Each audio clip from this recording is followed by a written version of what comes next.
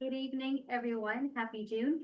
I'd like to call tonight's meeting of Los Altos School District Board of Trustees regular meeting to order. A recording and or broadcast of this meeting is being made at the direction of the board, which may capture images and sounds of those attending the meeting. If technical difficulties occur or persist, the meeting will continue without broadcasting. I'll now call the roll. Brian? Present. Brandon? Look at the mug. Did you use this last time?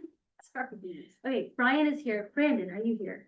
Yes. Jim? Here. Stella? Here. I shall be second here as well. Can everyone please stand for the pledge of allegiance? I can. To the flag of the United States of America, and to the republic for which it stands, one nation, under God, indivisible, with liberty and justice for all. Not a. Oh my gosh.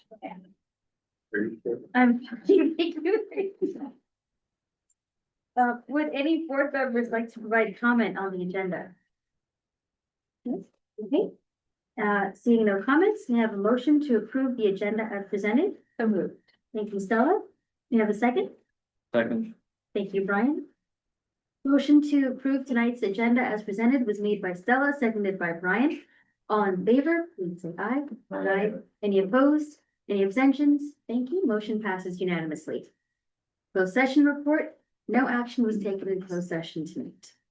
And I'll now turn over to Superintendent. All right. What were you gonna say, Jim? Yeah. You okay? Okay.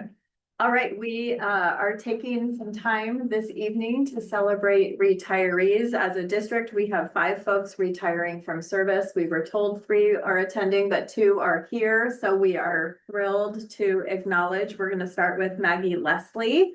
Maggie, if you wanna come on up. Maggie has served school secretary of Covington from 2007 to 2010, and later returned to us to serve as Santa Rita from 2018 until Wednesday, I hope, if not. As both secretary and clerk. Her dedication, her organization, her support for students and families and staff have left a lasting mark on the school communities. We're so grateful for your years of service, Maggie, and thank you so much for everything you've done for the district. Thank you.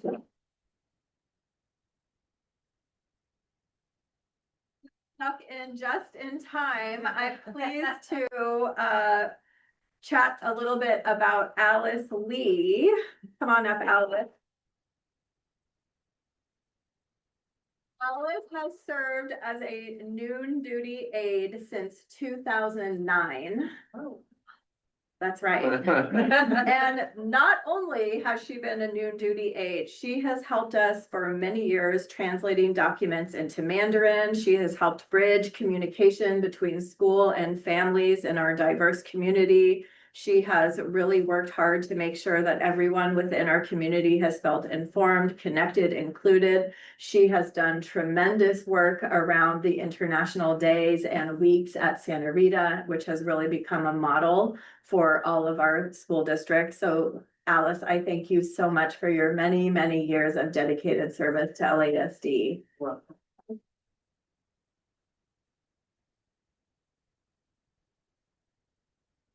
Incredible. And then Julie Pampayan is here. Since 2013, Julie has served as a dedicated LVN nurse in LASD, providing exceptional care and support to students across the district. Her deep compassion, her professionalism, her commitment to student well-being have made such a difference in our schools and for our students. We're so grateful for your many years of service, and you've had such a tremendous impact on our school, and especially some of our kids who are most vulnerable and able to come to school because of your service. Thank you so much, Julie. thank you.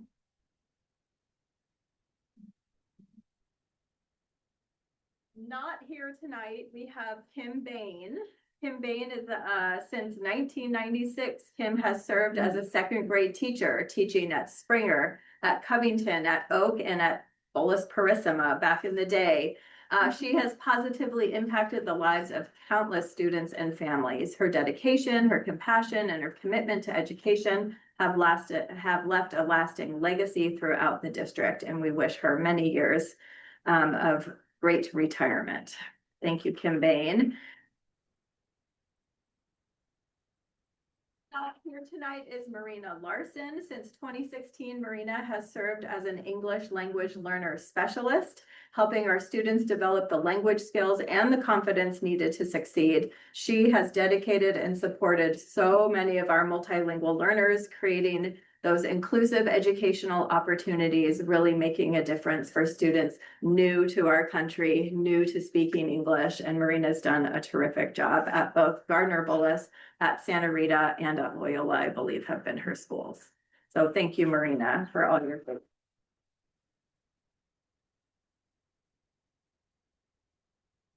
Includes our retiree services.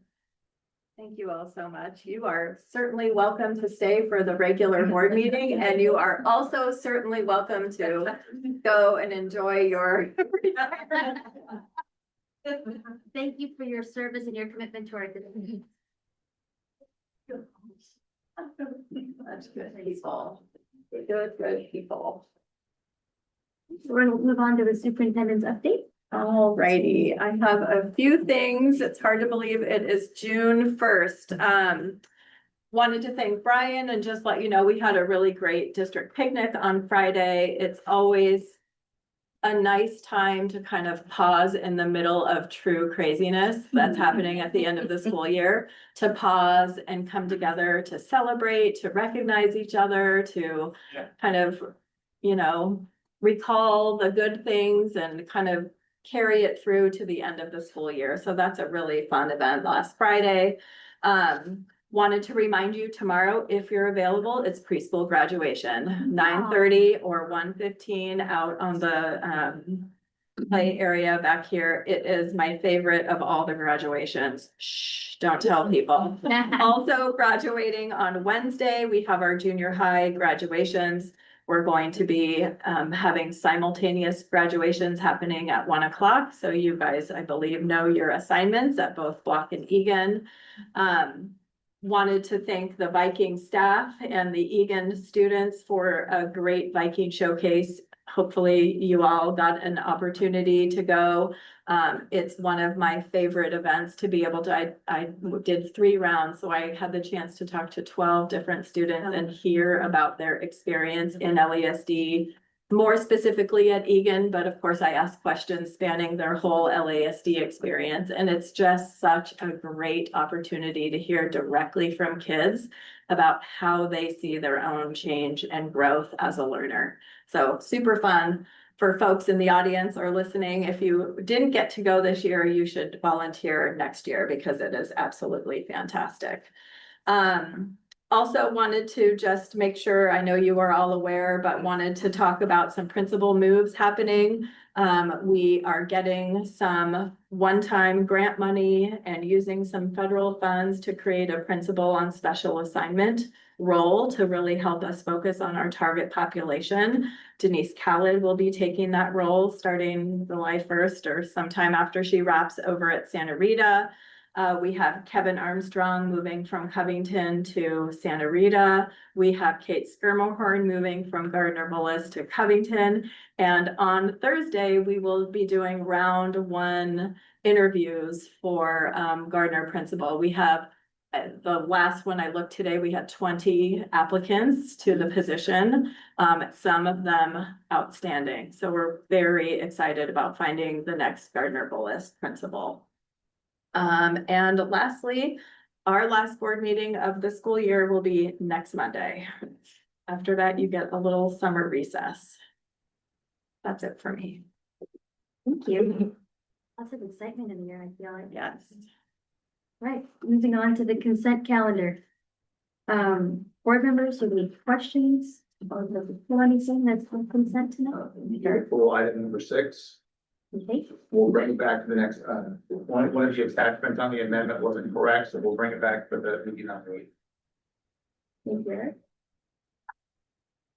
Are there any, there's no public comment request for this agenda item? No. Any further board comment? Okay.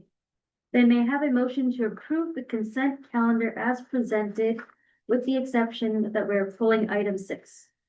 So moved. Thank you, Stella. Is there a second? Second. Thank you, Brian. Motion to approve tonight's consent calendar as presented with the exception of pulling item number 6 was made by Stella, seconded by Brian. All in favor, please say aye. Aye. Any opposed? Any abstentions? Thank you. Motion passes unanimously. Employee request to address the board. I understand we don't have anyone from the Salto Teachers Association tonight. The California School Employees Association, Kim Fletcher. We got to celebrate some of our retirees today and just wanted to acknowledge we got to also celebrate them at picnic. But one of the big things I wanted to draw to focus was the fact that so many of them were here for so long. Yeah. And I really think it speaks to what we're doing as a district, particularly collaboratively hearing from employees, ensuring that they feel like this is someplace positive to work and that we're meeting their needs. And then also just wanted to note that again, that the word that was used over and over again was dedicated, and just how lucky we are that people's coworkers just describe them in such positive terms, that we really do have a place where people love to come, they come and stay, and we really bring in people who are really great. All these people are actually people who came in already experienced. It's fun to get new people, but it's really incredible to work with people who have years of previous different experience that also brings that to supporting our students. All of them I've gotten to work with a little bit, and they've all been just so welcoming, and they really have had such a student-centered mindset because they're here for the joy of it and have loved working with us. And I just appreciate the collaboration that we continue to have together to make sure that people feel welcome every time they come to work. Thank you. Thank you, Kim. That was lovely. We did it without voting. My emotional support. So brave. Nice to, oh, she's very brave. Alrighty. To provide public comment on an agenda item, speaker cards are to be submitted to the superintendent. Speaker cards will not be accepted once public comment begins. Your name will be announced when it is your turn to speak. Now, this time is reserved for members of the public and employees to address the board on items that are not on the agenda. The board is not permitted to discuss or take action on non-agendized items, except to instruct the superintendent to review the matter further, report back to the board at a subsequent meeting, or place the matter on a future agenda. The board may make a brief comment or ask clarifying questions. And it looks like we have one speaker tonight for non-agendized items, so we'll give him 3 minutes.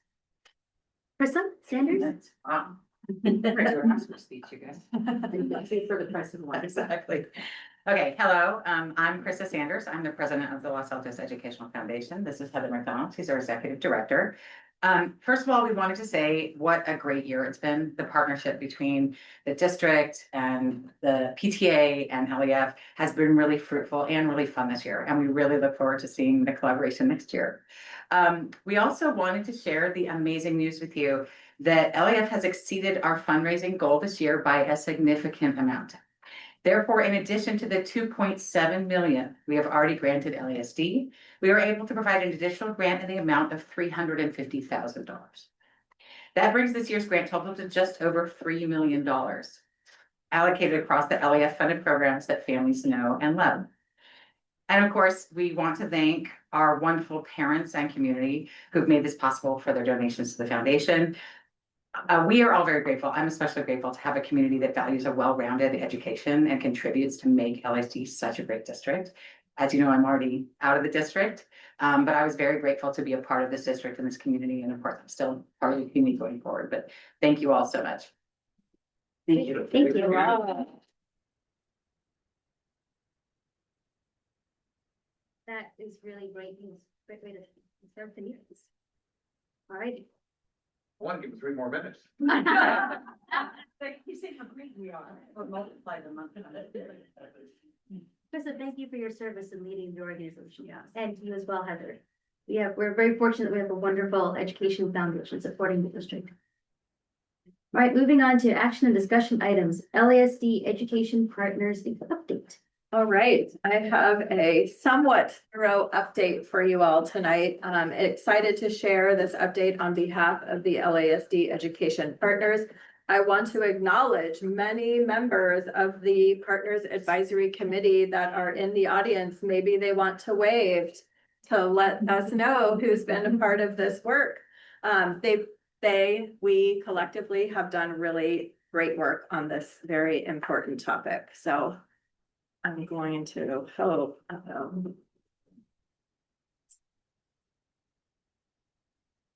You might have to just roll with me, that will do it.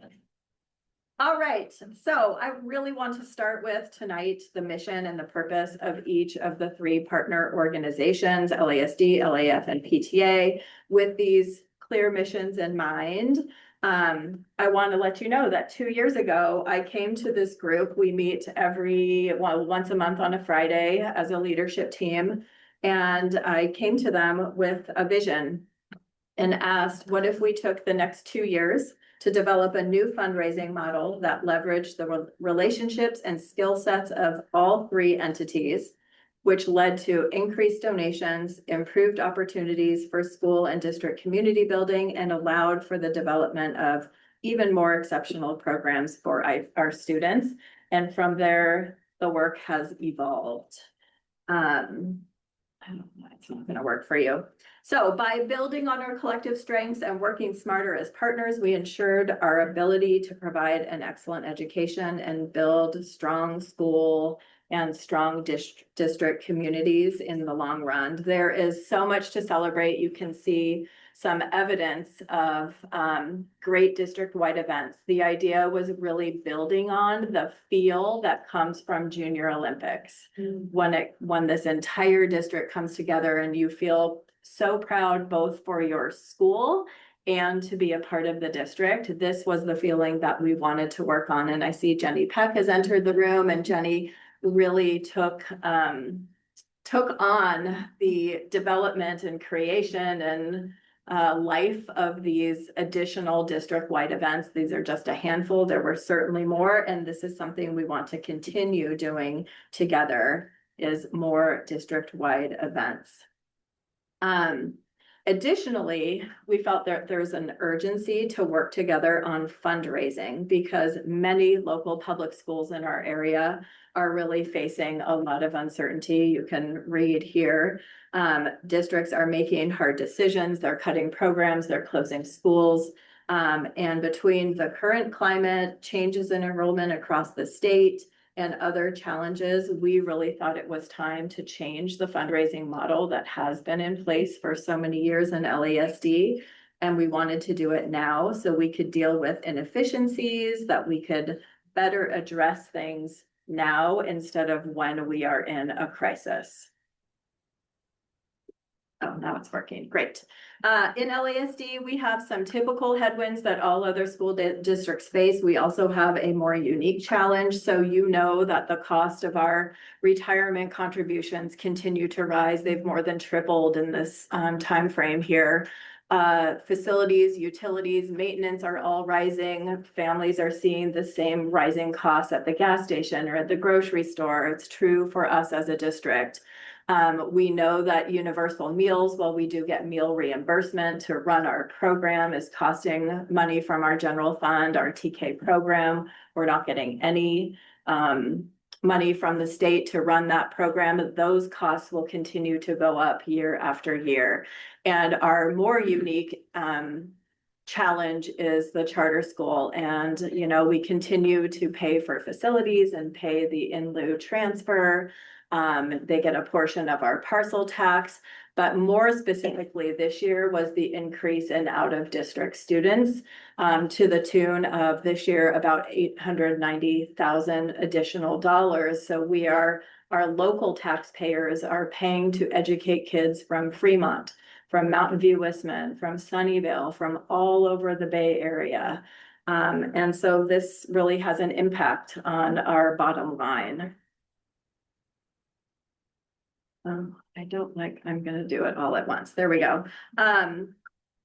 So we all know that providing the student experience is not possible without the fundraising from LAF and without the fundraising that's been happening with our 9 PTAs. With public funding alone, LASD can really provide a simple core school experience. but we know that we want more for students in LASD. So funding from LAF has been so critical to allow us to bring in specialized teachers and staff to deliver those types of programs that you see in the lower right area, really make our programs extra special for kids and what is so memorable for many of our students.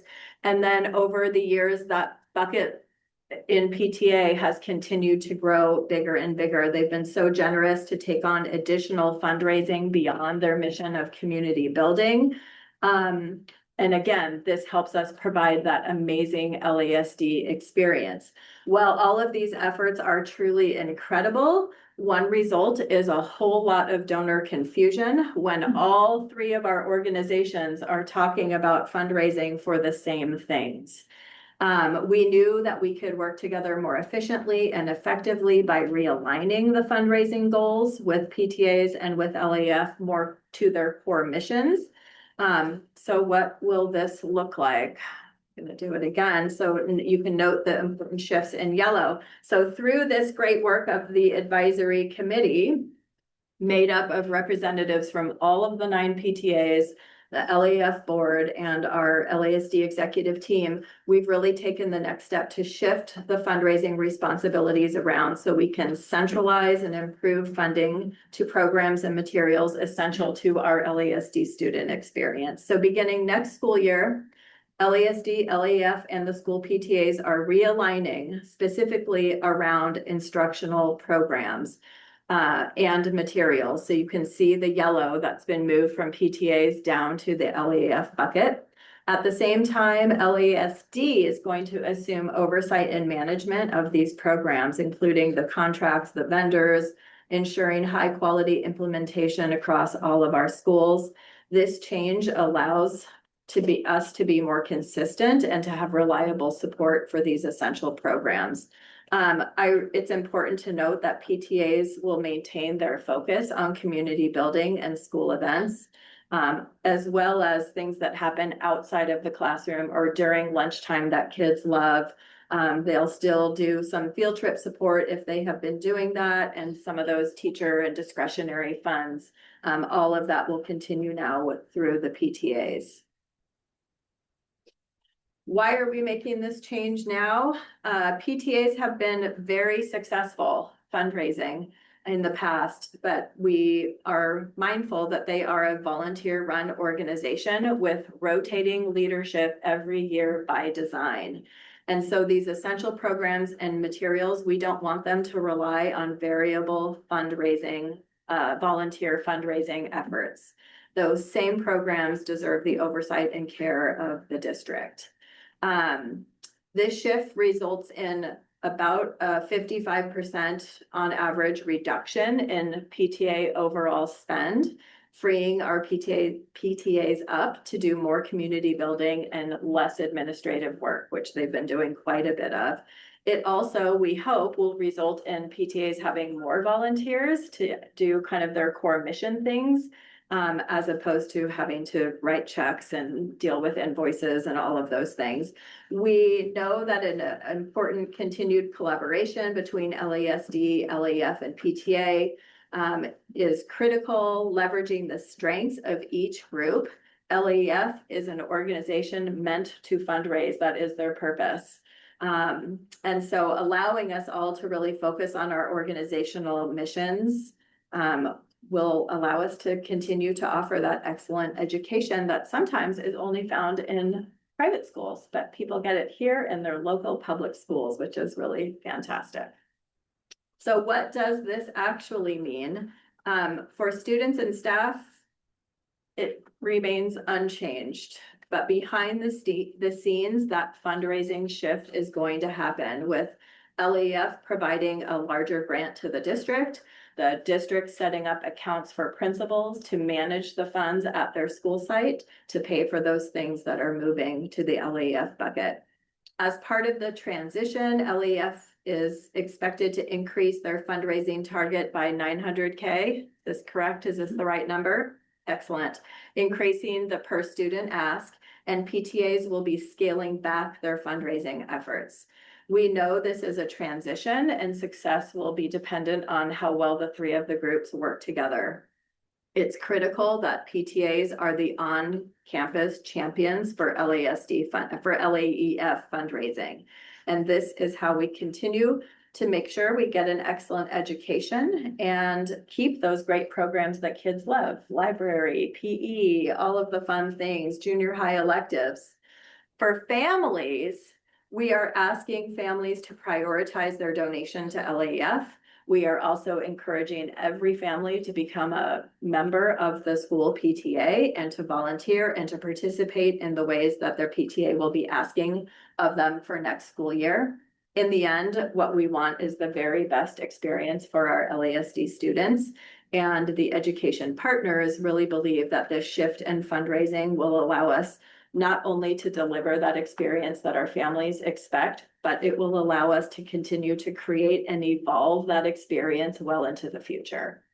So happy to answer any questions you might have. And if I don't know the answer, I think some people in the audience might know. Wow, that was wonderful. Thank you.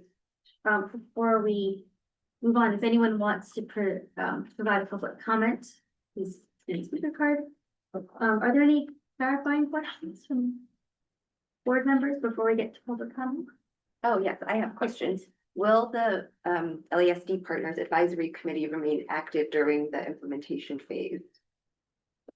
Yeah, I would expect that we will be closely monitoring both in the larger monthly PTA LEF LASD leadership group and through that advisory group. Great, yes. Any other clarifying questions? Okay, looks like we have one for public comment. Jenny, can we give Jenny 3 minutes, please? Thank you. Hi, I first have to say it was really a great experience that Sandra gave me the opportunity to create the community events. I first came in as big ideas, and she said, let's try them out. And we were able to tailor them with the help of the PTA Council and also with Carrie and and guidance from art docents and some other people within the district to really bring that community pride, which actually really is exciting I think, for as we go through this new change.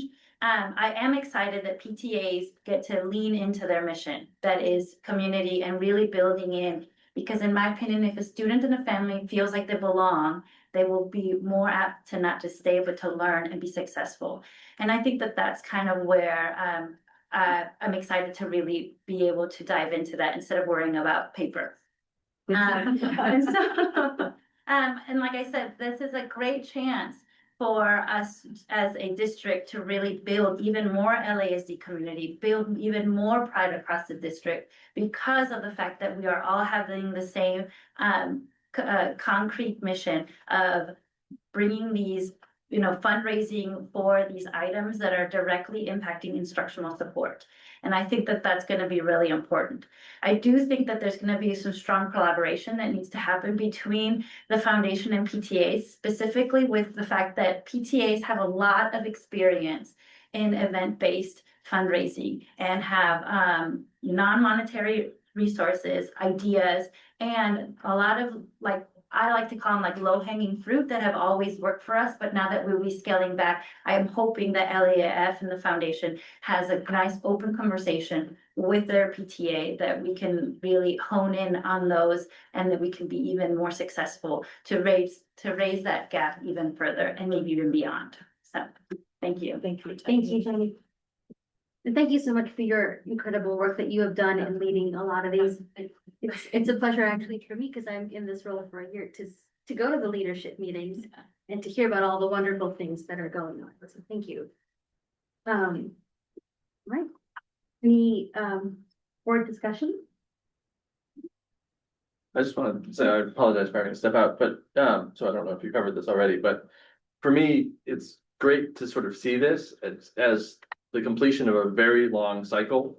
I've been around the district long enough to remember that in the wake of the Great Recession, PTAs were asked not only to buy toilet paper, but also to actively step up the fundraising and cut big checks to the district. And so this is the culmination of a very long process of trying to get the PTAs back out of the oh my God, it's a crisis, we have to get every nickel in the couch mode and back into what they're really good at, which is building community. So thank you very much to everybody who's spent a lot of time on this. Yeah, thank you so much for stepping up when this district really needed it the most. And I'm really glad that we can ask you to dial it down so that you can focus on the wonderful strengths that you have. I always used to like to say that the largest child advocacy organization in the United States is the PTA. And I think it's great, as Jenny said, that you can lean into your mission of supporting children and families, and that we can pick up the stuff that really is our responsibility. I think that's wonderful. So I think it's a great partnership between LASD and PTA and LAEF. I'm excited to see how this unfolds, you know? All right, well, thank you all so much. Thank you so much for your dedication to our district and for hanging in there for all these years and for doing all of this. It's, you know, a lot of people ask, it's a public school district, why do we have to donate money? And I don't think they understand what we're able to offer our families, not just because we're all donating money, but because we're working together as a community. And I think that's really beautiful. And I think that's a really beautiful story to be told. So thank you so much from the bottom of my heart, from all of us, for the hard work that you do. I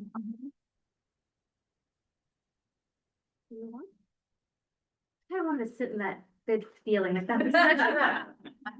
I feel a little emotional. Gonna sit in there. Okay, anyway. Oh, wow. CACF. Financial peace. Can we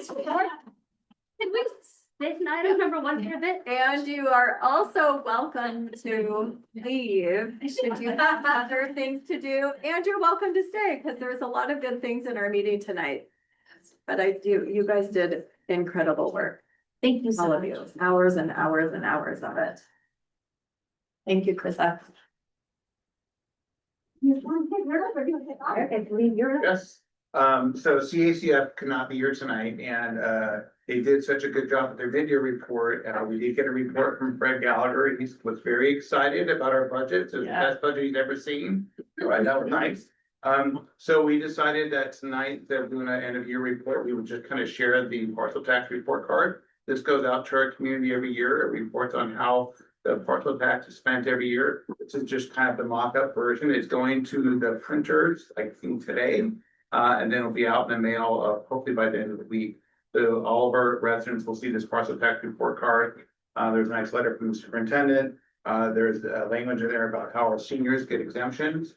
And this is just a nice, and really how we compare to other districts also. We are the best, so we know that.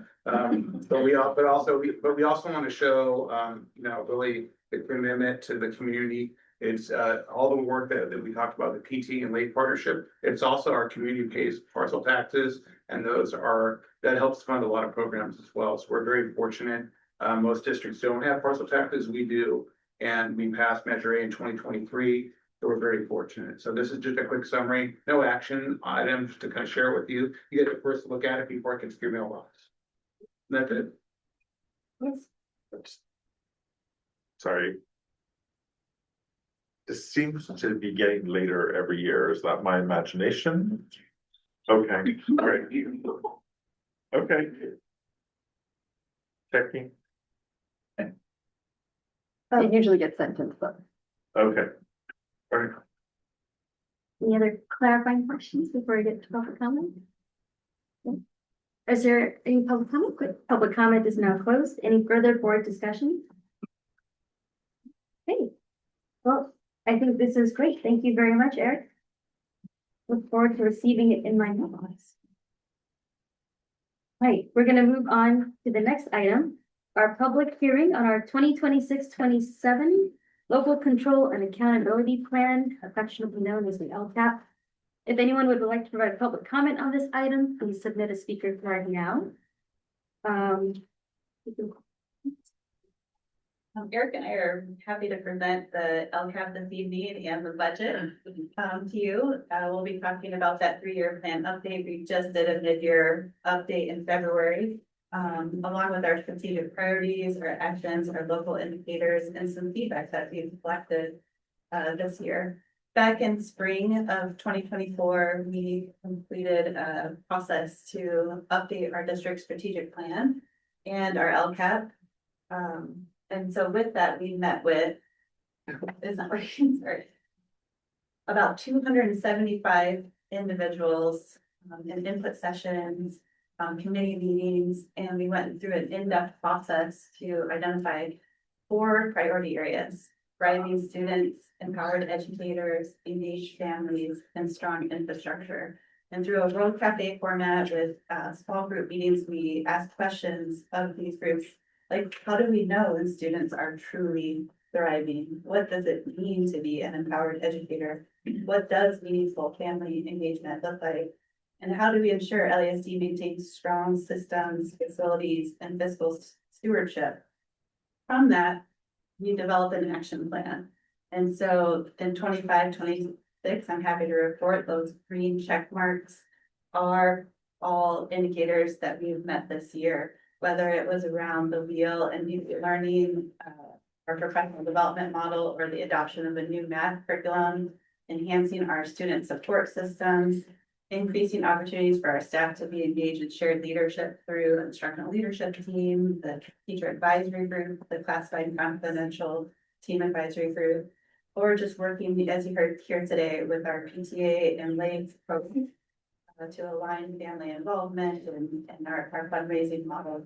We've also been focused on strategic communication. And so in front of this school year, we've updated our website, and we are just in the first phases of launching our Parent Square application to enhance communication, which will also provide translation in real time to families who indicate a home language other than English. Not just for staff newsletters, principal newsletters, teacher newsletters, but also for direct messaging. So we're really looking forward to that full platform use next year. In addition, around facilities and strategic budgeting, over the last cycle, we've been able to improve our salary and compensation for teachers and staff, improving our comparability and rankings. And so in front of you this evening in your packet, you'll see an LCAP executive summary doc. That's your Reader's Digest version of that 90-page accountability plan.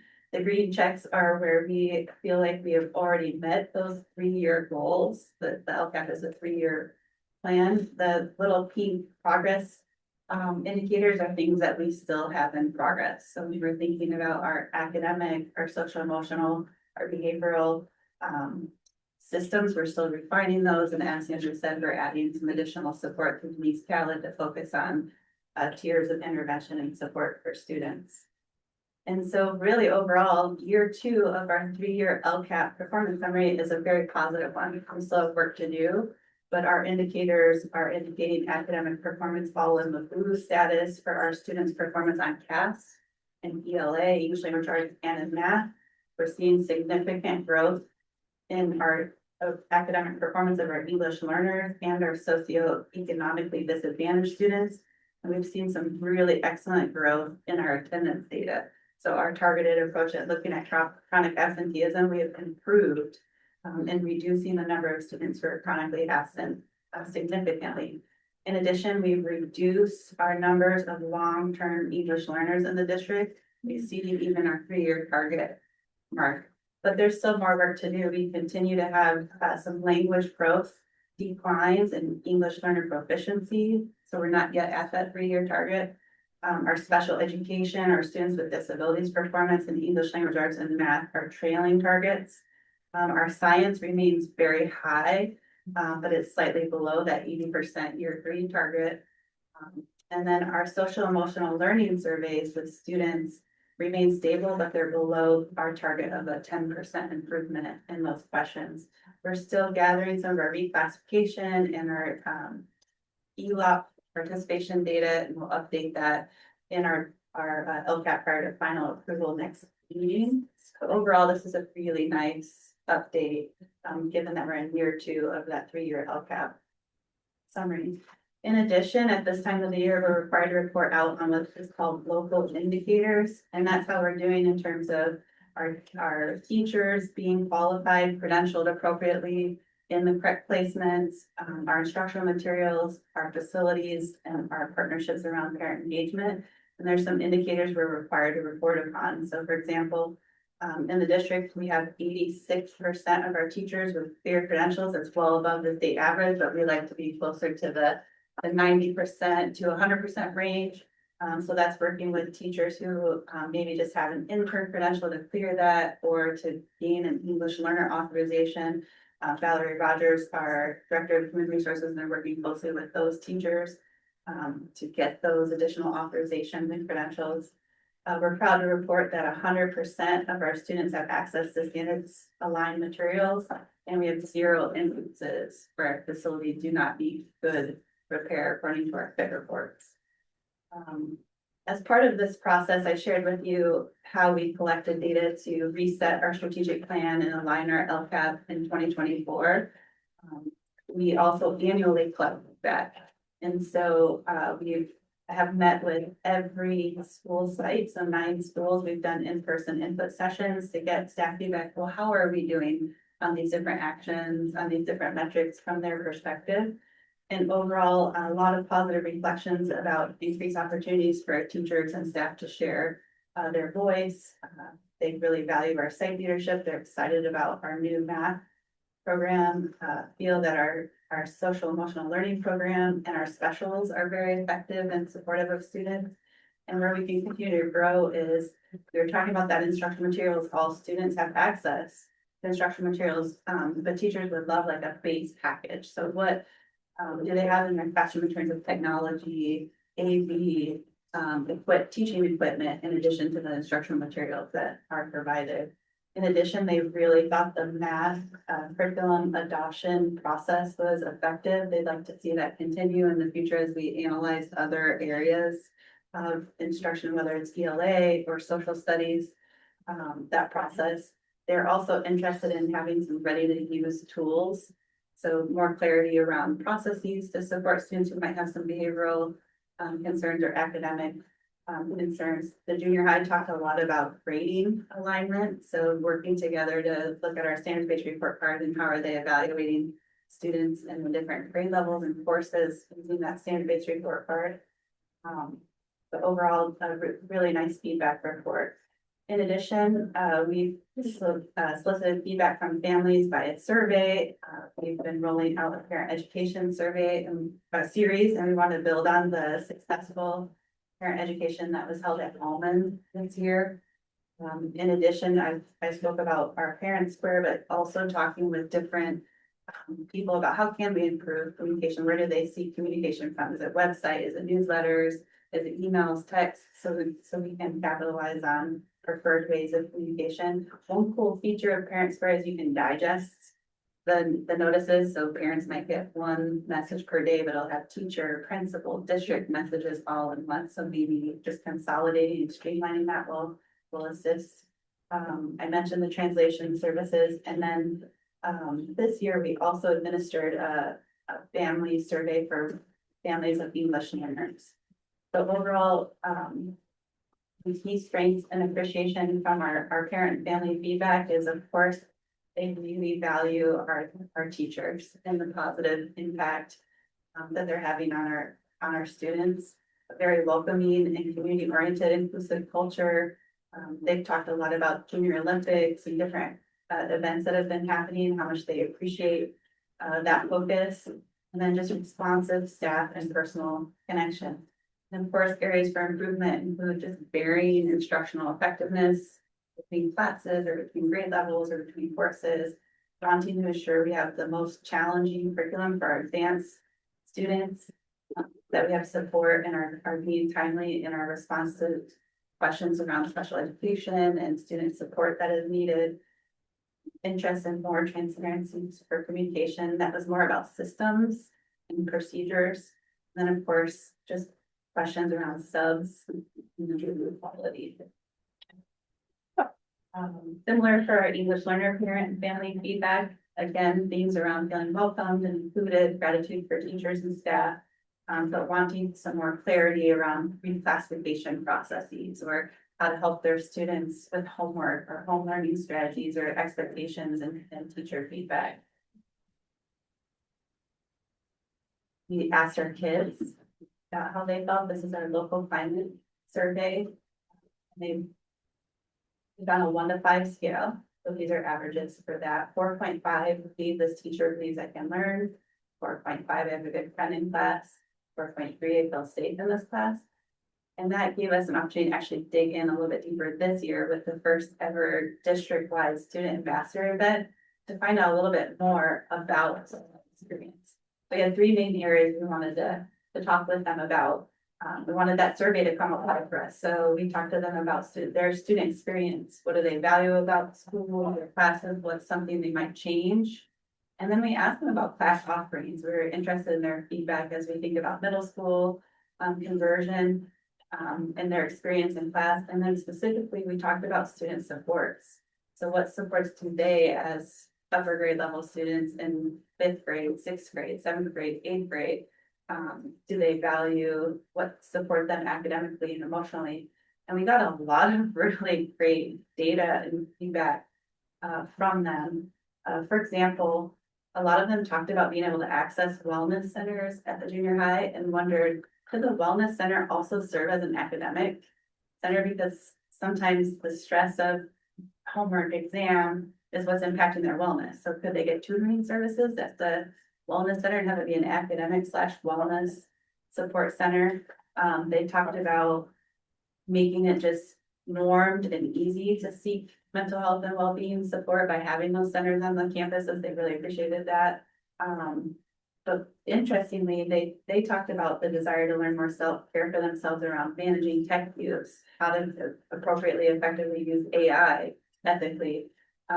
They were very appreciative of the district's new retake and revision policies. If you don't have a junior high student, it just means if you fail a test or you fail an exam, you have the opportunity to retake or revise. So it removes some of that high stakes test environment and stress. So they talked about that as well, and just the impact of clubs and student activities and the meaningful traditions they spoke a lot about. So that was just a wonderful opportunity. This is Gracie's closing reflection. It says, what's one thing you valued about our session? I love listening to what peers had to say and learning things I wouldn't have heard if an adult had talked to me. I also liked having my voice heard. And then we asked them, what topics are important to students that you would like to talk more about in the future in sessions like these? I think talking about how we should have more understanding of extracurriculars for teachers and homework. I also want to talk more about clubs. What do you wish you would have had a chance to talk more about? I think we talked most about everything. And if there were more sessions like this next year, would you be interested in continuing? And you can see her, yes, we had 100% of students indicate they would be happy to participate in future sessions. So that felt really great to get their voice and capture it this year, our student ambassador event. So I want to thank all the parents that brought them to the district office for that event and their time after school. But we're happy to take any questions about the metrics, the documents. I've included a document that is just LASD specific. In addition to the exec summary, it's the metrics documents. You can see that green, yellow, red, blue indicators and progress on that goal one, just for easeability. We're happy to any questions before me. Before I open the public hearing, does the board have any clarifying questions? Okay. Public hearing is now open. Any requests for public comment?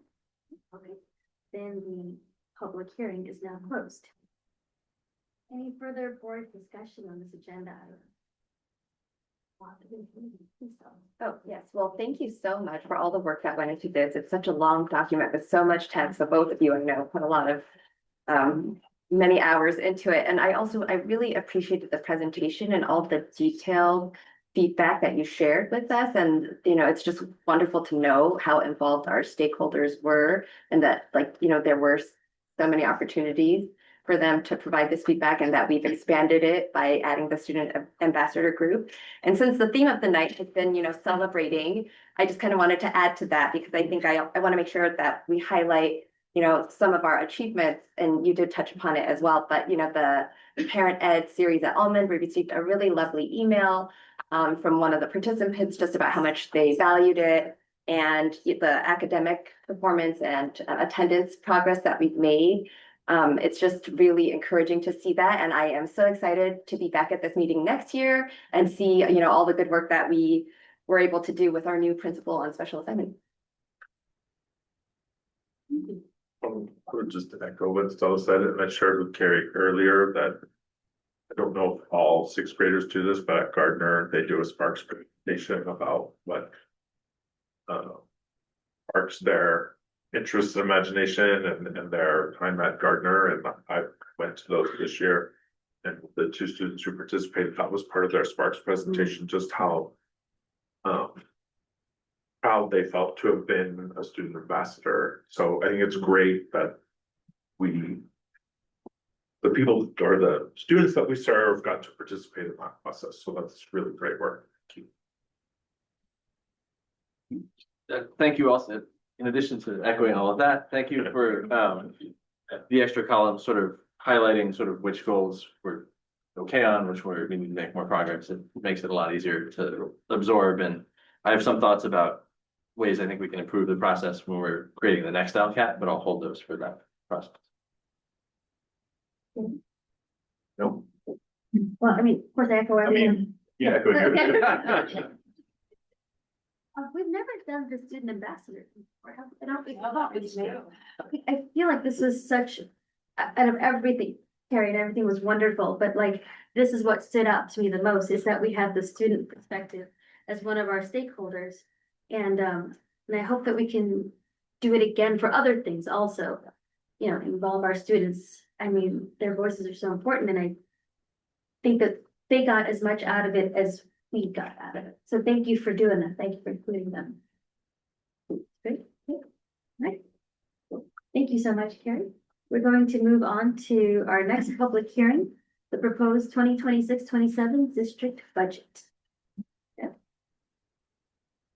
Maybe we're here tonight to present the public hearing, this opportunity for the public to give input on the adopted budget. State law is yeah, put it that way, I think. We have to adopt our budget by June 30th. Most of we kind of stopped making changes to our budget, usually by the first week of May, before really the May revise, and we don't have the final numbers. And it's always a challenge not knowing what Sacramento's going to do. They have to have their budget approved by June 15th. Ours will be done a week before theirs. This is the time for the public to make comments. Adoption cannot be tonight, so we'll come back next Monday night to adopt the LCAP and the budget. And then our budget meets all the state requirements, meets all the state accounting code standards for criteria for the current year and the next 2 years. At the May revise, interesting, the state government, how much has changed over the last year. Stock market gains are driving the revenue for the state, and a lot of it is driven by AI. So many companies are investing in San Francisco. We want them to have an AI factory here in Los Altos, but I don't think that's happening. But AI is really driving it. I would love AI in First Avenue, right? But AI gains are driving revenue, and the state of California, the #1 revenue is personal income tax. So when people are paying those capital gains, high income taxes, that's helping the state revenue. The state at the May revise, this is Governor Newsom's last budget. So there were a lot of promises made, and we'll see when the enacted budget happens, what actually comes to fruition. But there's an increase of special ed education funding, which is much needed, as you know. Special education is severely underfunded. So we'll see what the final number is. There's going to be a new one-time professional block grant. We don't know exactly that dollar yet. And so we'll talk a little bit about those later. There's a COLA increase, and they called it the super COLA. So COLA, statutory COLA is 2.87. The Los Altos School District gets very little funded programs that get that COLA every year. Special education is one of them. The mandated block grant and child nutrition. The Bullis Charter School, they do get COLA for ADA. So as COLA goes up, they get more funding per pupil.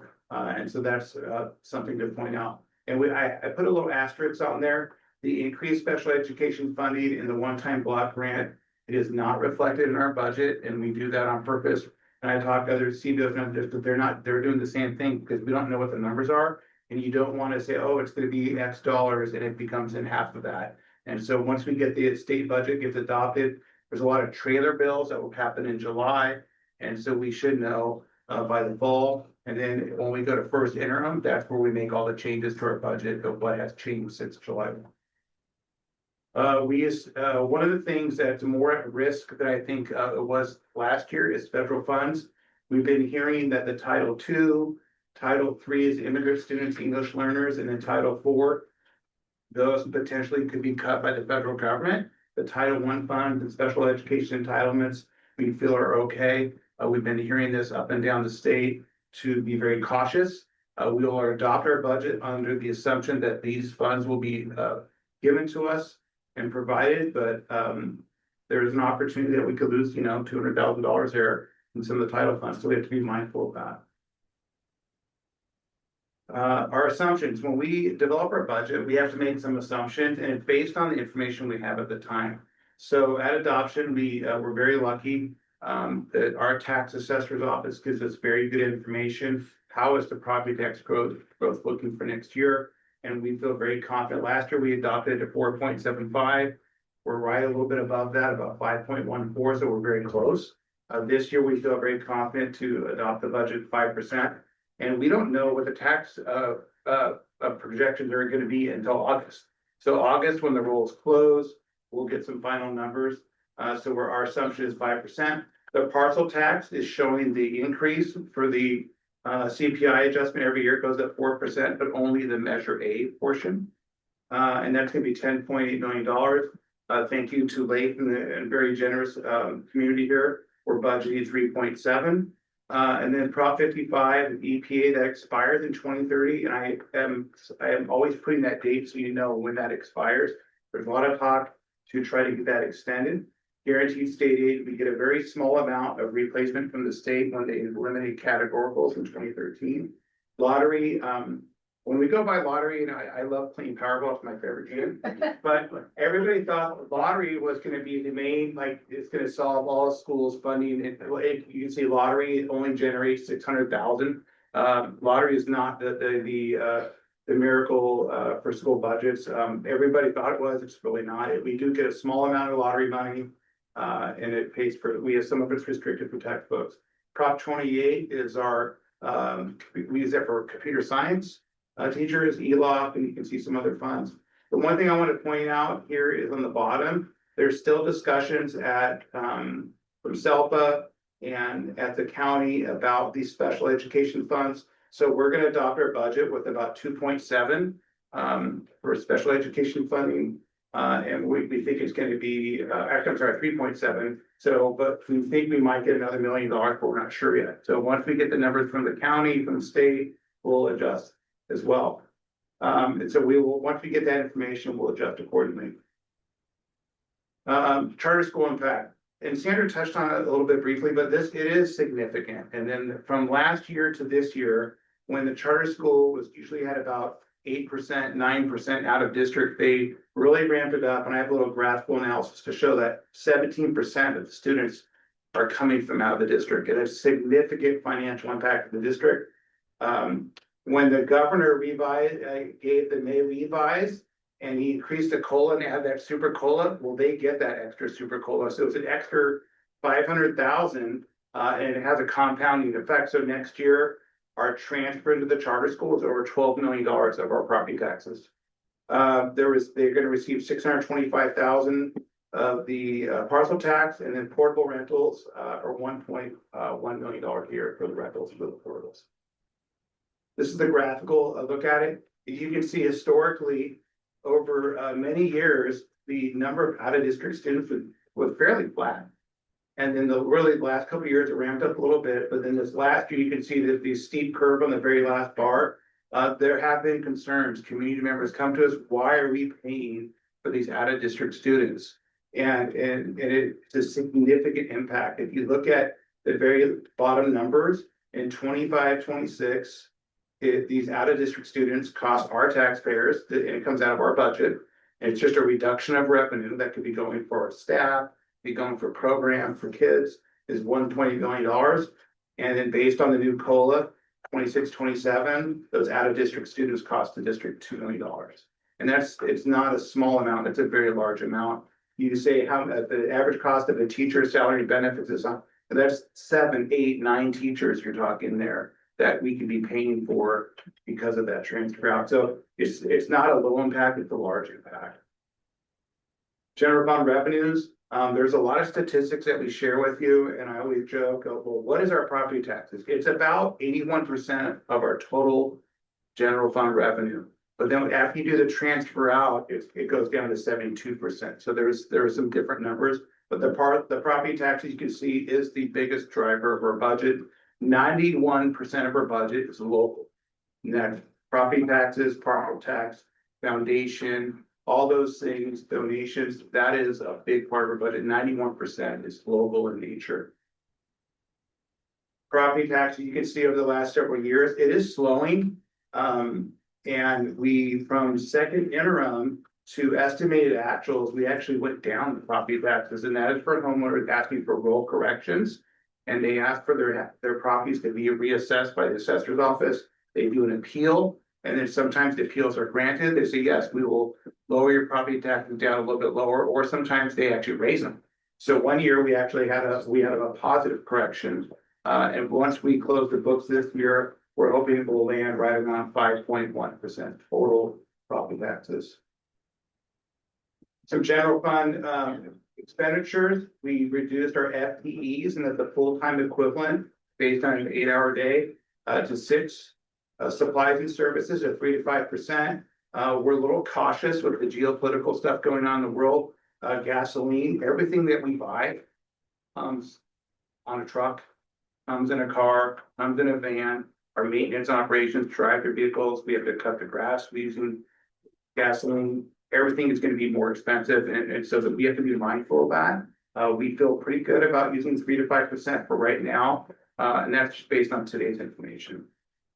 Increase health and welfare benefits. We always adopt our budget around 10%. There are years where the health and welfare, the Kaiser rates, Blue Cross goes up 13%. One year goes up 7%. So when we adopt our budget, we do 10%. We don't know the medical rates. We don't get them from CalPERS until the middle of July. So once we get the rates in July, we'll adjust our budget accordingly, and we'll bring it back to the board at first interim. OPEB is the other post-employment benefits. That's for retirees. So our district has a great retirement program, but that costs the district $1.2 million a year.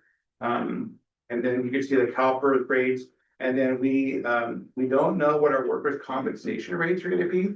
And that is based on your total payroll number. And then we'll get a number from our insurance company to say what is the workers' comp rates going to be. So we want to focus on safety as always, because that drives down your experience modification and you get better rates.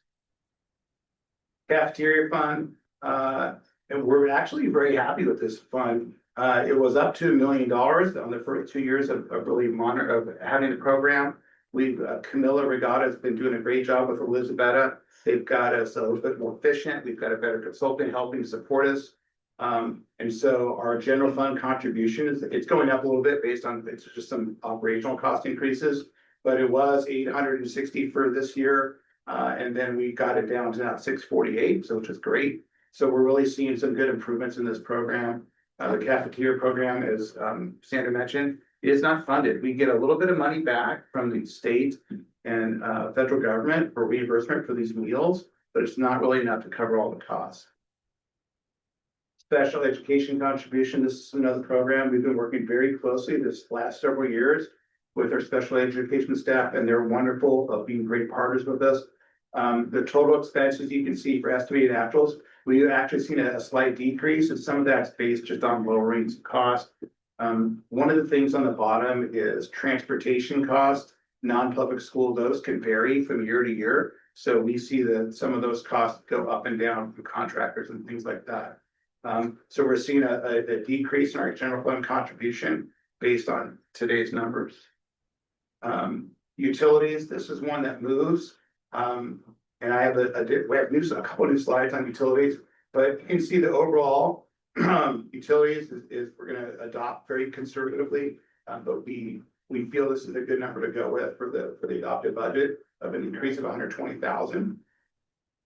And then this is a new slide. It kind of wanted to see if it shows up here.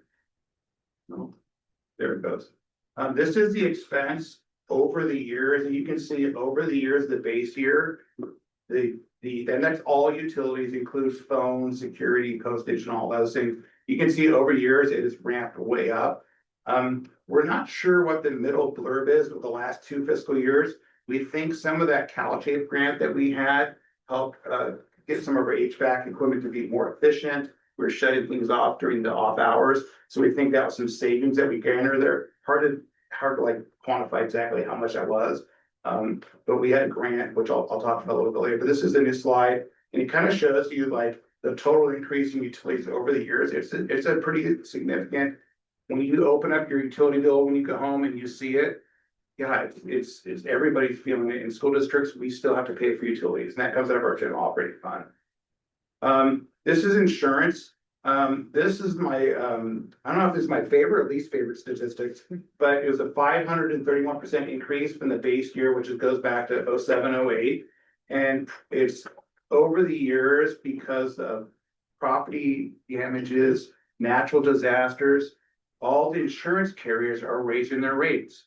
Car insurance rates go up, everything goes up, but it's really very steep at the end. And then 2 years ago, we saw this and we said, hey, can we do better? We switched to a different joint powers authority. We joined the NCR. We get better services and really and lower cost. So you can see we actually had about almost a $200,000 decrease to our general fund, but then that's our new base, and now it will go up 10% next year, right? So you can see over the years, this is a nice look at it has really gone up. And just like when there's a property damage, when things cost more to replacement, fires that were down in LA, the mudslides, there's so many things that happen in California. So the property and liability insurance has increased just a tremendous amount over the years. So when we adopt our budget, we have to adopt for this year and then also for the next 2 out years to show that we have really some financial strength and that really we're heading in the right direction. So that's called the multi-year projections. Here's our assumptions, and these will change. At tonight's meeting, these are our assumptions: 5%, 4, and 3. We have no idea what the property taxes are going to be in the next couple of years. And it would be not smart. Some districts do like 2%. I said, no, it's not going to be 2. So we always want to budget conservatively in the out years, and then we will adjust as we get more information. Our parcel tax is just showing the COLA for Measure A, late funding being at 3.7, and then all these other items on there. The COLA will go up every year, so the amount to the charter school goes up every single year based on COLA, and that's that average daily attendance times the LCFF base rate. And so that is something that's really out of our control. But it's really something that we monitor. We have multi-year projections based on their current enrollment, what COLA will be projected. And so we have an idea that the money that goes to the charter school goes up every year. It depends on what that COLA is. This is step and column for all the groups. So every year our teachers, as they move down in the steps or they get more education and more units, they go, that's a column adjustment. It's about 1.4% per year. And then this is a number, and I feel like we joke internally that we created the term right size staffing, but a lot of other districts are using that. And that's really, as our enrollment has dropped off, we have been adjusting our staffing accordingly. We haven't been able to cut programs. All of our kids are getting the same great quality education. We're just doing it in a more efficient manner. A lot of the funding for some of these positions in 22, 23 were like COVID funds. And some of those funds, all those funds have been spent. And so now the district is getting our staffing back to kind of where it should be. And so you can see over the last couple of years, Sandra had that one slide that showed all the districts making cuts and program reductions. We've been doing it very systematically and really very intentional. And that's really been, I think it's been, we have such a great team. We're all singing the same song, doing the right things, getting our staffing where it should be. So when you do that, then you have more money to give it back to the staff to increase compensation. So there's a direct correlation of that happening. The health and welfare, all groups increasing 10% annually. And then a 3 to 5% increase for supplies and services. And those are those normal things that you see every year. CalPERS and CalSTRS, and if you look at it, it's almost, it's 15% of our total budget is our contribution to the retirement programs for our employees, and that's our current employees, not retirees. So you can see we're spending, upwards of $14 million per year just on the employer contribution, and that changes from year to year. The good news is CalPERS adjusted their rate slightly down. For this year, it was going to be 26.8. For the budget year, it actually went to 26.4, and that's significant when you're doing, $4 million of payroll. It does have a savings effect. Multi-year revenue, you can see the on the bottom, we try to just use the acronyms of mandated block grant, lottery, ELOP, Prop 28. Those are some ongoing things. Some of the changes, the local number is going down a little bit, and we have some one-time grants that are expiring. Claire Crane has been doing a great job trying to get some of those El Camino funds that we talked about last time. So if some of those local grants come back in, then that local number will go up a little bit. Salary and benefits is our number one cost for the district, 84 to 85% per year is salary and benefits. So that's our driver. That other financing out, that is the contribution to the cafeteria fund. So you can see that change in the next couple of years. We're making it will go up again, but we've got our cafeteria fund in a better place right now. This is our multi-year projections from our beginning fund balance. And then, so this budget adoption year, a 93,000 deficit, and then the next year, 113,000. And then this is so much better than a couple of years ago when we were millions. So this is like very manageable. And we know when we close the books, more will fall to the bottom of things that were not spent in the budget year. Fund 17 years special reserve. So you can see we've got adequate reserves. But we need to be cautious because sometimes when times are good, that's when we need to be more careful. We have a couple new slides on this next one.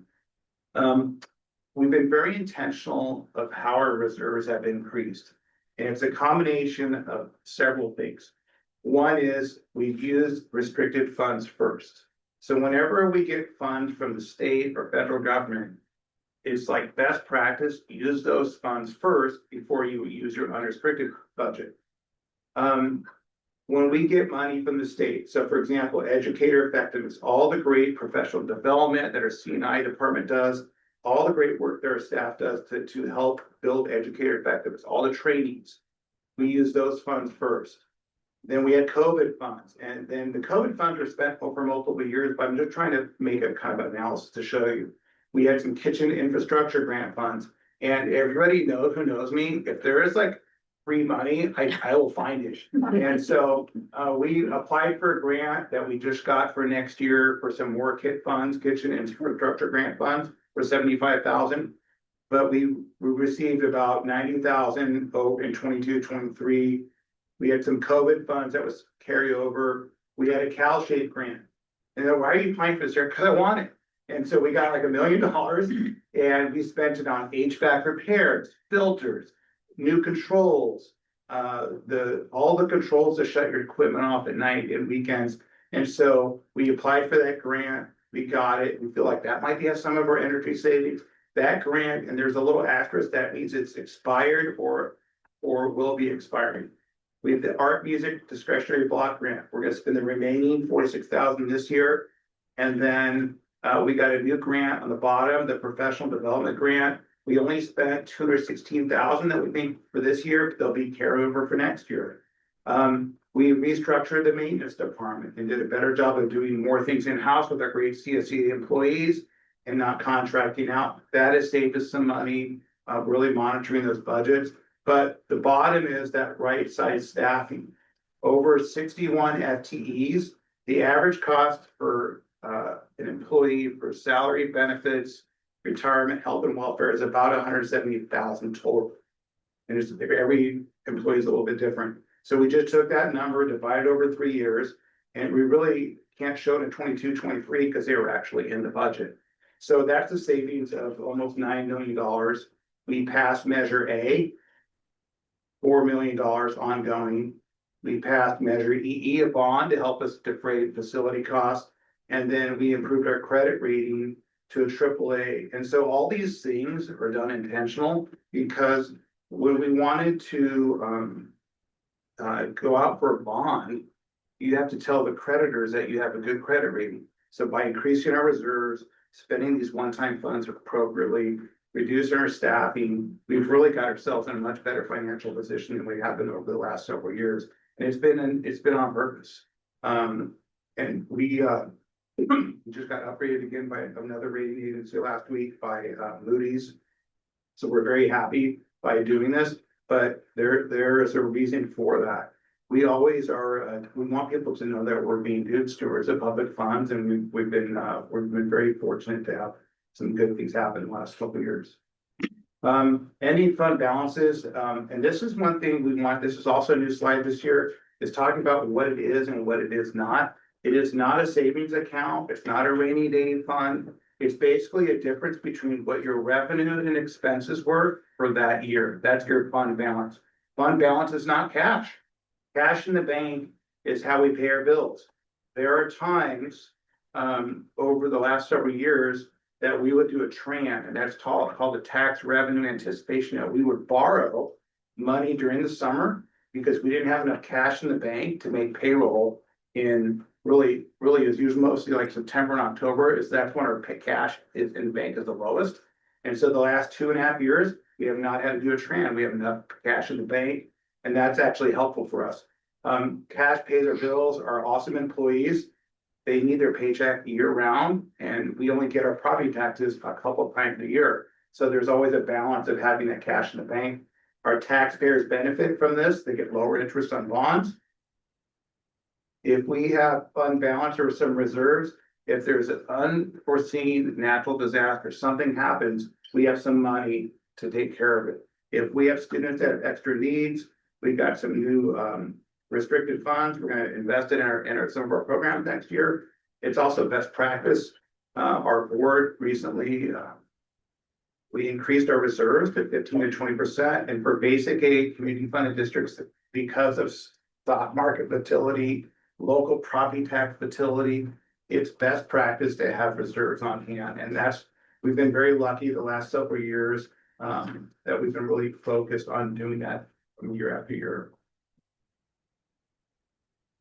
So that's all the good news. So let's talk about some concerns. I think that the number one that from the business office, when we think of, what are you most concerned about, is I think the price fluctuations. You can have a budget for textbooks and for energy costs, but when they spike and increase, so we will probably come back to you in December, and there might be some changes in our budgets based on what's happening the last several months. A lot will change between now, because really the next major budget update to the board will not be until December 15th. So that's 6 months away. A lot will change that. I highlighted a couple annual costs. TK staffing is 2.697. That's just for staff and IAs. That's to meet the 10-to-1 adult to student ratio. That's not for the furniture and all the other things that we need for the TK students. The rising utility cost annually is 2.8 million. Health and welfare benefits is 10% per year. That's 7.9 million per year for that. The charter school impact, if you add up the in lieu transfer, the portables, and the parcel tax, it's almost $14 million a year that goes right out the door that we do not get to see. Workers' compensation annually is 944. That's $1 million just for workers' comp insurance. So that's why we're really focusing on safety programs to reduce the number of claims. And then our property and liability insurance, it was almost over 900,000. We got it down to 600, and then we're doing a 10% increase this year. One of my mottos is always, what does the district do? Well, we're taking care of everything and everyone in the district as best as possible. And that's really that's our job, is to do that, take care of everyone and everything. These are some key budget deadlines for the year. Our budget cycle is year round. They say, Eric, do you get the summer off? No, because we're closing the books from this year, right? So we will get some downtime in the business office, but we really, tonight is June 1st. The adopted budget will be June 8th, and then you can see our unaudited actual will be closing the books for this year for 25-26. We'll bring those back to you in September 15th. The final audit for this current fiscal year will be December 15th. First interim will be December 15th. And then we go right back into the new governor. Who will be the new governor? And then how will that impact California education? We don't know. And so the election will be, we've got the primary tomorrow, and then we'll see who the top two are and what happens, right? It's gonna be kind of exciting. And then the last side is just really an opportunity for questions. And all that. I really want to thank Elizabeth, who's not here tonight. I know she sometimes watches. And really the entire business staff. Thank you to Marcy and Sandra Bush. This is a huge agenda. There's a lot of items. So it's really a team effort. Get this. I also want to thank Carrie Bosco, my LCAP partner, because we work on this side by side. And then I always want to thank the County Office of Education. They've been, we have a couple of new people helping us, and they were so great. We gave them our LCAP with the numbers, and they gave us quick feedback, and that makes it easier for us to get our job done too. So I really want to acknowledge the county office and some of our LCAP helpers. I call them LCAP helpers, right? Yeah, so that's it. So happy to answer any questions. Wow, thank you so much. That was so comprehensive. Before we open, hearing, we'll see, are there any clarifying questions from the board? No? Could you go back to slide 9?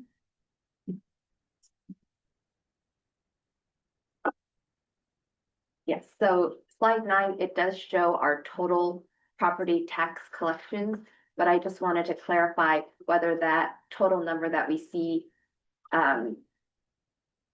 reflects the property tax transfer to the charter school, and if it did, or if it doesn't, then what would be the net revenue for us? Yeah, so that number right there that's the gross collections before we transfer the money to the charter school. So take that number minus 12 million, you're at like 62 million and change in total revenue, yeah.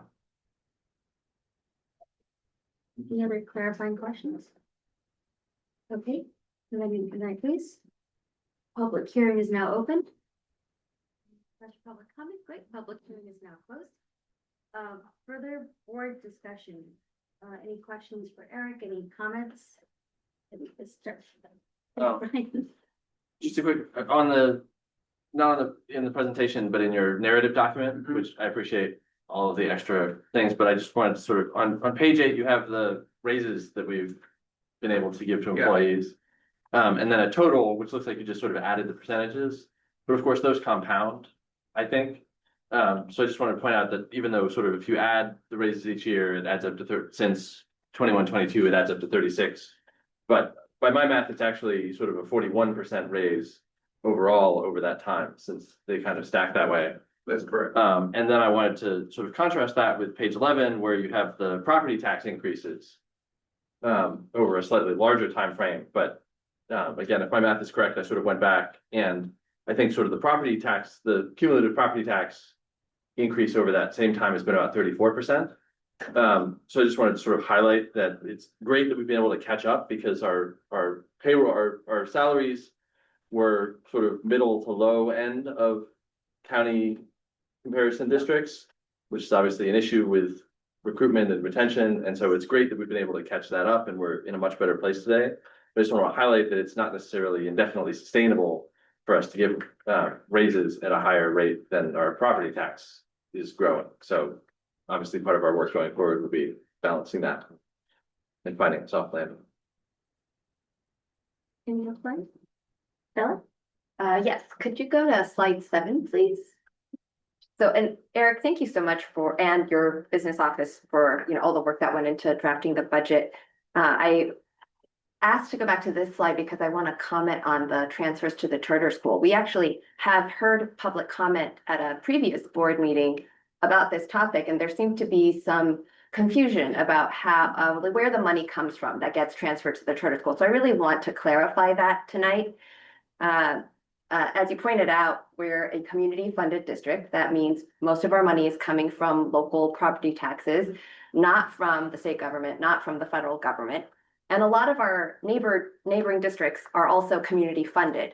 So when a student from a community funded district enrolls at BCS, we don't receive any extra money for that student.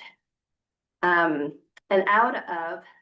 but we do need to transfer on average $11,000 per student to the charter school, even though we received $0 extra dollars. Out of the 185 out-of-district students at the charter school, only 1 dozen of them are coming from districts that aren't community funded. So we do get some money from for those students. We get $90,000 for those students. And we also have an MOU with Palo Alto Unified. So we also receive some funding for the Palo Alto students that are enrolled at BCS. But in aggregate, we're only receiving around $200,000 of additional funding to cover 185 out-of-district students. So when you look at those numbers at the bottom of the slide, the 1.8 and the $2 million, that's our true cost. That's money that would have gone to LASD students if BCS were not enrolling out-of-district students. But instead, now it's being spent on students who don't live in our district and who don't pay taxes to our district. And it's also fair to say then to build on that, that Los Altos School District residents within our school district, the taxes that they're paying are paying for Yes. out of district students. Yes. So the money that we're paying as taxpayers is not being spent on our own students. Is that a fair thing to say? That's correct. Josh, anything else? I'm really glad that you pointed out that clarification. I think it's an important distinction to make. Jim or Brandon, any comments?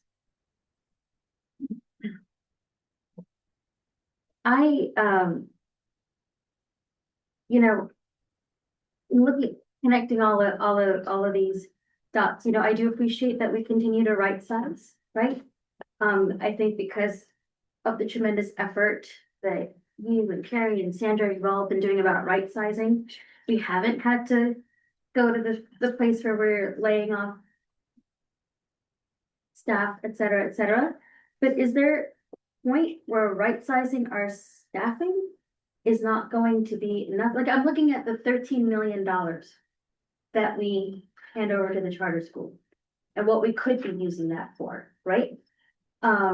And then I'm looking at all the efforts that we're making to right size so that our district stays financially viable. But are we, and I guess I don't know if it's a philosophical, but I'm actually kind of worried that we're gonna get to a point where right sizing is not enough and yet money is still going out the door. Sure. I mean, we have done a tremendous amount, 60 or so FTEs through attrition, through resignations, retirements, right? Looking very closely at each position. Can we live without this, right? Without having a detrimental impact to student program.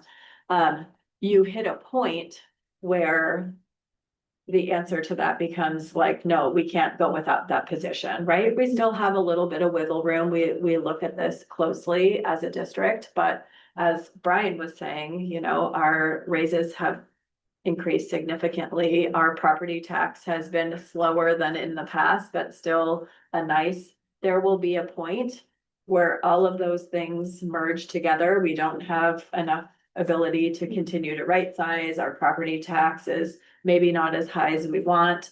And we won't be able to give the type of raise that we want without it very negatively impacting our bottom line. But we will still have to make the transfer to the We charter will school. always have to make the transfer to the charter school.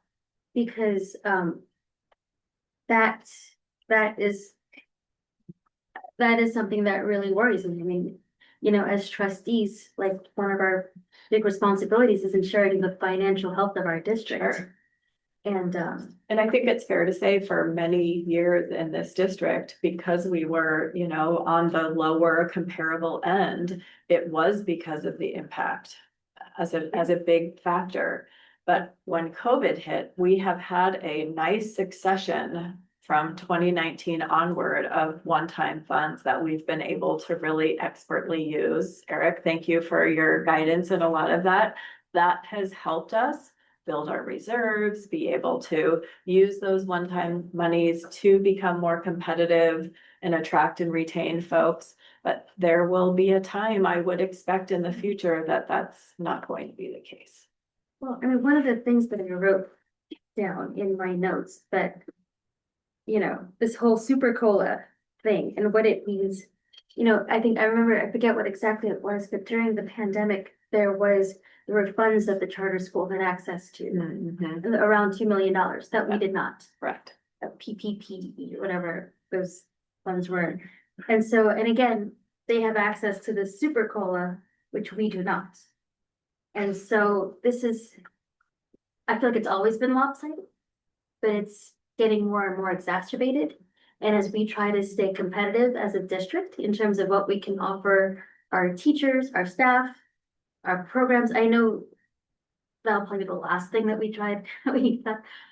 But the slide that you had showed in the beginning of your presentation, a couple of agenda items back about what districts around us are doing, you know, I don't want us to be in that position. And it's very, I will speak only for myself, it is very difficult for me to see $13 million walk out of our budget. And not sure, what do we get in exchange for that?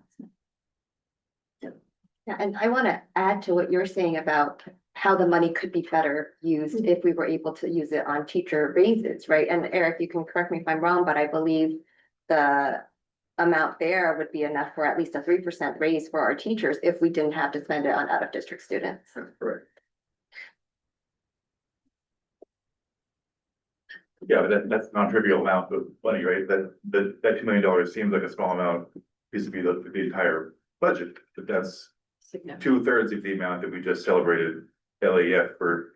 Yeah. for giving Yeah, to the right, district. So exactly. it's When you put it in the context like that. I think maybe because we're in the heart of Silicon Valley with all these companies like the Googles and the Apples. $2 million is probably what they spend on massages for their employees, you know, in a given week. I don't know.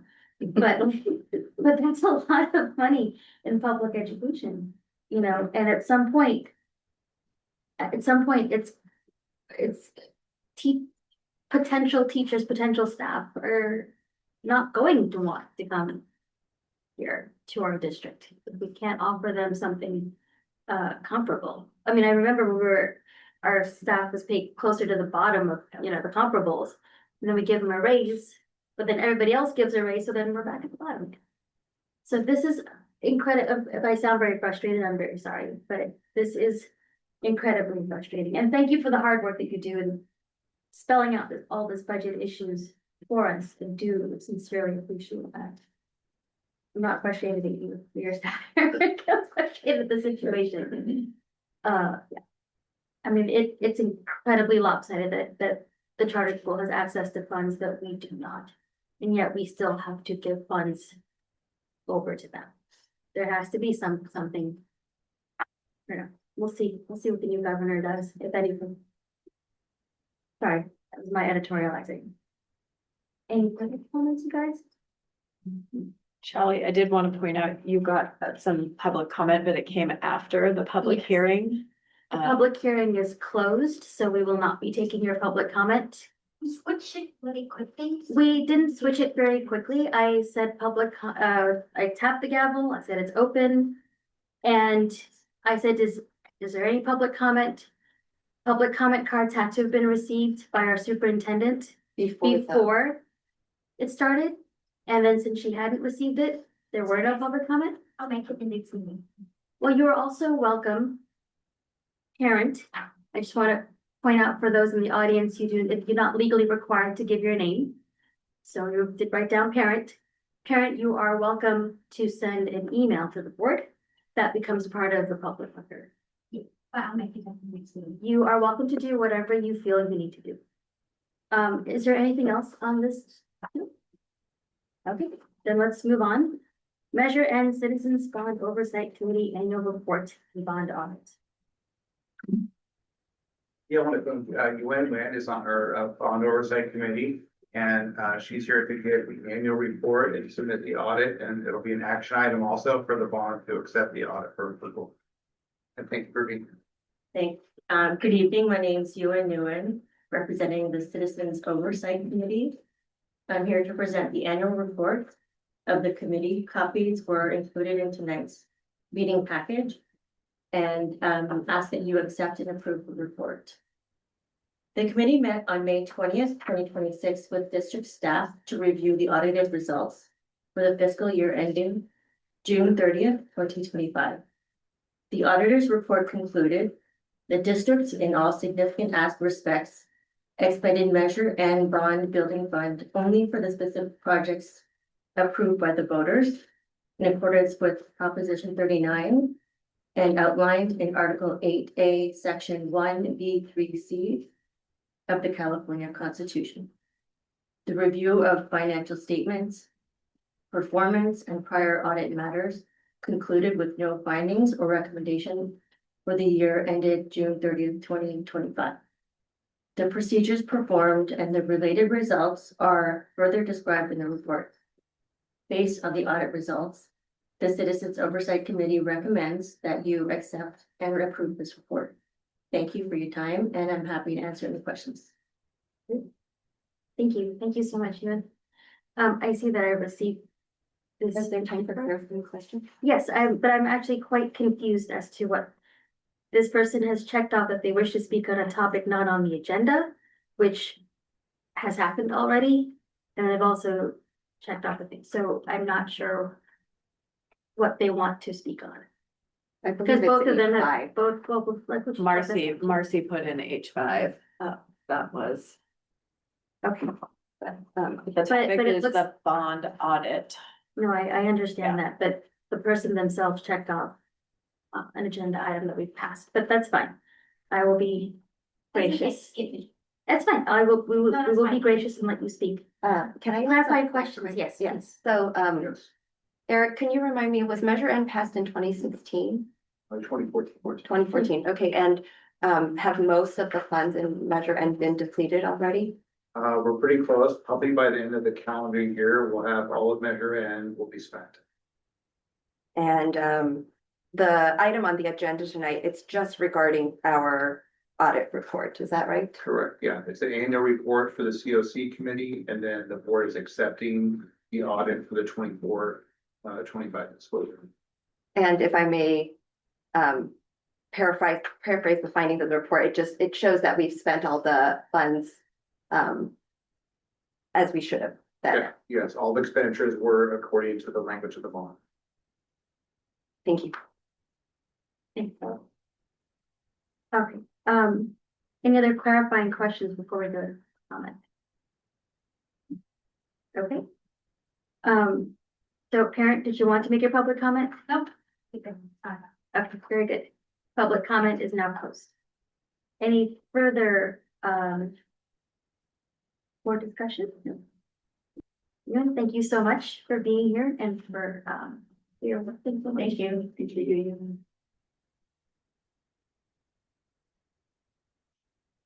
All right, we've got a public hearing on developer. Annual item, not really an annual item, but we are every couple of years. I'm sorry, Shelley, that was an action item. Which, oh, To yeah. approve, Accept the audit, yeah. yeah, accept the audit. I'm so sorry. That's okay. Thank you. Good job, Marcy. Sorry, thanks, Marcy. All righty, since there are no further comments or discussion from the board, we have a motion to approve to accept the Measure N annual report and bond audit. So moved. Thank you, Stella. Is there a second? Second. Okay, thank you, Brian. Is there any further board discussion on this item? Okay. Motion to approve to accept the Measure N annual report and bond audit was made by Stella, seconded by Brian. All in favor, please say aye. Aye. Any opposed? Any abstentions? Thank you. Motion passes. And thank you for the reminder. Okay, back to developer public hearing. Sorry about No that. worries. So can I just say, this is a public hearing, so if you want to provide comment during the public hearing, now would be the time to submit your speaker card. Eric? Sure, this is a item that we can come back and it's a state allocation board every other year. They will raise the fees in January and then It's been a couple of years, so we did a full fee justification study, which is attached as part of the agenda item, the next item. We'll be asking to approve that resolution. And I'm happy to answer any questions you have on that. Thank you. Before we open the public hearing, are there any clarifying questions from the board? No. Okay. Public hearing is now open. Do you have any public comment cards? No? Okay, thank you. Public hearing is now closed. Any further board discussion? Stella? Yes, well. I thought that the study was very interesting because it shows that our current facilities can only accommodate about 3,500 students. But the number of students that we are required to provide facilities for is actually 4,300. And that includes the charter school students because we are obligated through Prop 39 to provide facilities for their in-district students. And so you can see that we actually don't have enough facilities to house all of the students we are obligated to house. And so I think that this report not only justifies the developer fees, but also the construction of a new school. And the report also shows that we are expecting declining enrollment. And but it also says that in 2030, we're still expected to have over 4,000 students. So I feel that the construction of the new school is very much justified given the number of students we need to provide facilities for. It's an excellent point, Sal. Thank you for clarifying that. Anybody? Okay, can we move on? Next agenda item, resolution number 25/26-17, increase in developer fees. Yeah, in order to increase the fees, and we're gonna try to do it by July 1st, is the board must actually pass a resolution. And tonight's resolution is 25/26-17 to increase the developer fees. We've also had to do some public postings out in the community. There's to let everybody know that we're doing this. And so that gives the developers and people in the public a right to come speak about the fee justification. And then once the board approves this resolution, we'll adjust the fees accordingly. We'll update them on our website. Then when developers come in to pay, they'll be increased to pay an increase in square footage price. Any clarifying questions from the board before we go to public comment? Is there any public comment on this? Okay, public comment is now closed. Thank you. Any further board discussion? So seeing as this is a resolution, we'll take a roll call vote. Before that, however, would any board member like to make a motion to approve resolution number 25/26-17, increase in developer fees? So moved. Thank you, Stella. Is there a second? I'll second. Thank you, Jim. Is there any further board discussion? Okay. Motion to approve resolution number 25/26-17, increase in developer fees was made by Stella, seconded by Jim. Brian? Yes. Stella? Yes. Jim? Yes. Brandon? Yes. I too vote yes. Motion passes unanimously. Thanks, everyone. We have another resolution, number 25/26-18, order of election, specifications of the election order and consolidation requests. Yes, so each year prior to an election, so for this November 3rd election, you need to consider adopting resolution 25/26-18 to officially order the election to be placed on the ballot. Okay, thank you. Are there any clarifying questions from the board before we go to public comment? No. Okay, are there any requests for public comment? Great, public comment is now closed. Any further board discussion? Okay. Yes, please. No, I don't know if it's appropriate.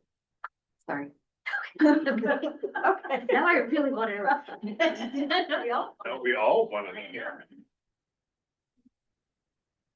Okay, may I have a motion to approve resolution number 25/26-18, order of election, specifications of the election order and consolidation request. So moved. Thank you, Stella.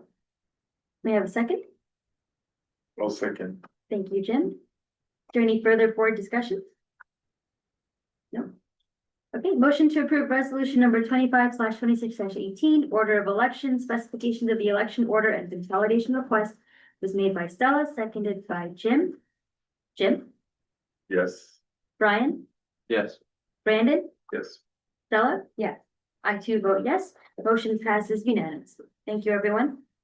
Board policy updates. All right, we have 3 new updates coming you tonight for discussion and review to be considered for approval at the next meeting. These new board policies and or ARs are required to be adopted, I think, by the end of sometime in July 1st. So they come to you. And if you have questions around them, let me know in the course of the next couple days before we post. Yes, do you? Oh, I just thought maybe, I was wondering, because you said you've already removed some of the language from the weather safety. I don't know if there was any other. Before it was posted for you. Yes, so there's, every time we review, there is some optional language. So yes, that, So you redacted that, but then do we Correct. still have more room to possibly? we'd have to look back because some of it is required language and Okay, some of it okay. is optional language. So if Okay, you yeah, I have just an would be area. interested maybe in Yep. seeing if we could do a little more. Sure. Any other comments? Okay. Is there any request for public comment on this item? No, great. Public comment is now closed. Any further board discussion? Okay, great. We'll now move on to board and administration comments. Karen? Just a few thank yous. I want to thank our labor partners for their work this year, both LATA and CCA. Leadership we worked really closely with on labor relations and different matters of the partnership all year long.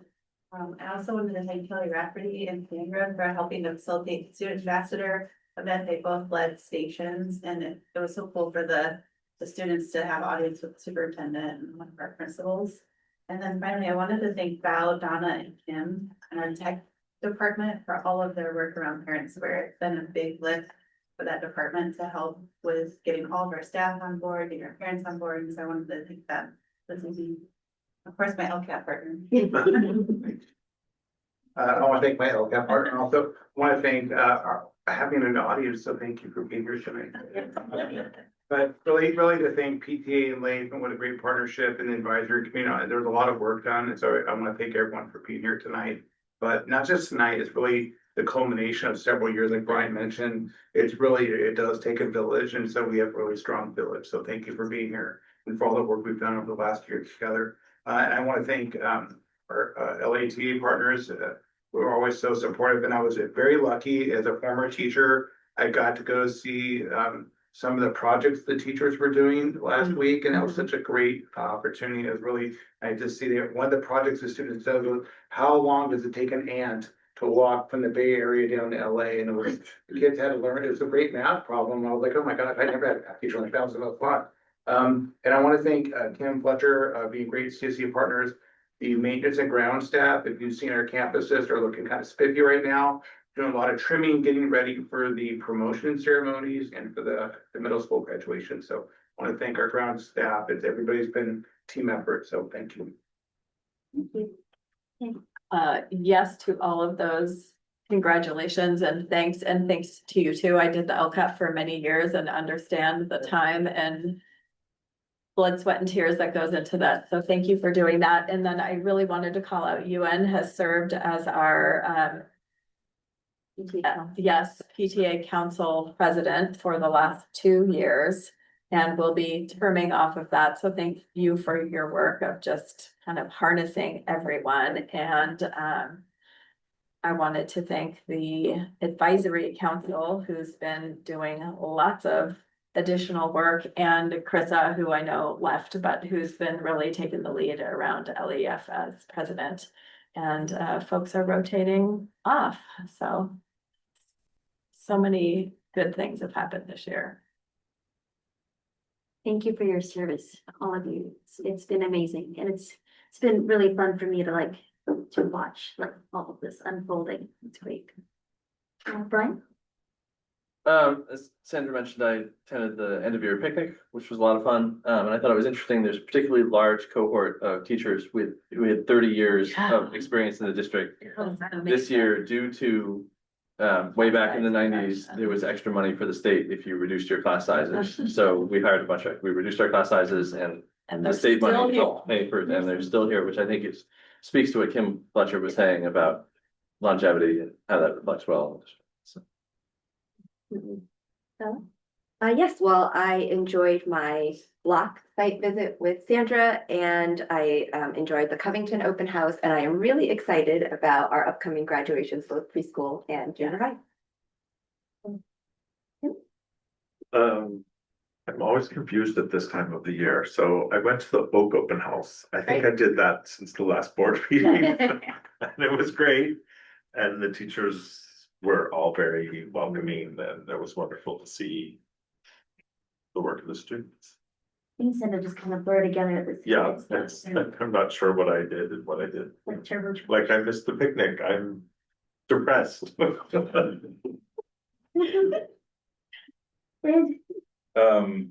to emphasize again, how great a longtime PTA member it is to see the PTA LEF partnership come into fruition. That's been something that's been very important to me for a long time, so it's nice that, even my absence from those groups, it's maybe worked because I'm not there. Thank you. Well, I'm gonna get you.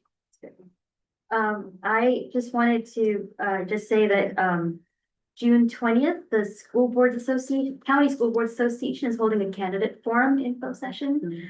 The job of a trustee is very complicated, to say the least, and, this candidate forum is open to anyone who's thinking about running for school board, district or county. And so I highly encourage if anyone's thinking about it, if you know of anyone who's thinking about it, to come and hear from trustees what this role is really like. August 20th, come join us at the farmers market, Los Altos Farmers Market. Come look for us there.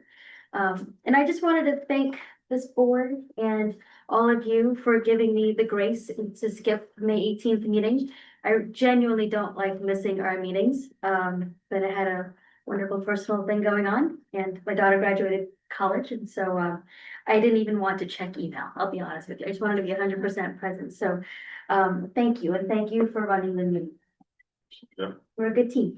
We, Almond came and did a great student presentation that you Yes. said you would have loved to have seen. That's that, yeah. Well, I'll have to look it up on the video. And with that, I would like to adjourn our meeting tonight. Thank you. Everyone.